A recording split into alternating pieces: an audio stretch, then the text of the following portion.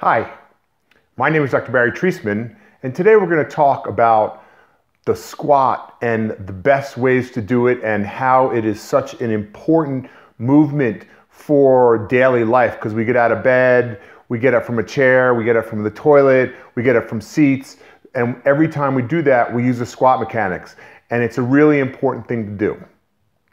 So the first thing that we want to do is that we want to make sure that we have ideal positioning. And for the beginning video, which is done laying down, please go to my website or my YouTube channel and watch this first. But standing, what we're going to do is we're going to kind of get into our feet first, and imagine that the foot is a tripod and that the outside of the pinky toe, the ball, and the inside of the foot, the big toe, that ball, are two parts of that tripod, and then the heel is the third part. And what we want to do is we want to kind of move our body around so that we end up having all three of those weight-bearing parts of the foot even. Then what we're going to do is that to engage the core and the lower extremity, we're going to do what we call spread the earth, which is imagine that there's a crack between your feet that you're trying to pull apart. And when you do that, you should feel the outside of the legs, the feet, the arches, and the glute muscles turn on. And then we tilt the pelvis backwards and forwards. We find that middle neutral position, shoulders nice and wide, engaged, pulling kind of down a bit, and then back of the neck nice and long. That's the beginning part, and that's how we have to start. If we don't start in ideal positioning, we can't find it during the movement. When we first start doing this, we want to use a biofeedback device, and we're going to use a golf club, but you could use a broomstick, a pole, a piece of PVC pipe, any of those things would work. So let me go and grab a golf club. To put the golf club up and down our spine, the club part is going to kind of go at the very top of our buttocks crack. We're going to take our lower hand and it's going to go in the small of our back, and then the upper part is going to bridge between the head and the club. And so let me just turn a little bit so that you can kind of see that again. So the club is going to go in the crack of the butt there at the top.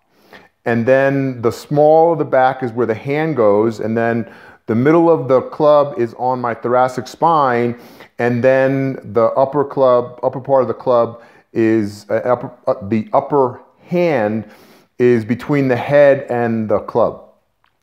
And so in this ideal positioning, everything is in contact about like it is now.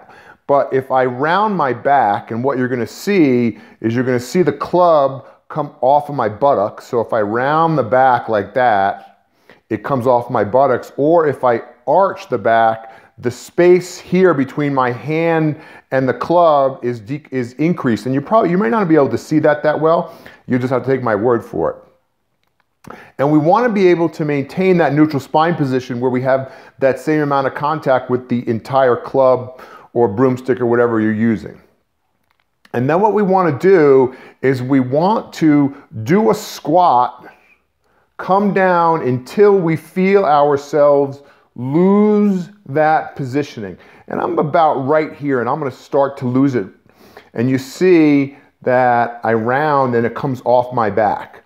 Some people may go the other way where they arch and they create that space here between the hand and the lower back. And we want to be able to maintain that position and not move. So that's with the club. After you've done some work with the club, we're going to use the hands and we're going to do a similar thing, except we're only going to get the feedback here in the lower part of the body and the lumbar.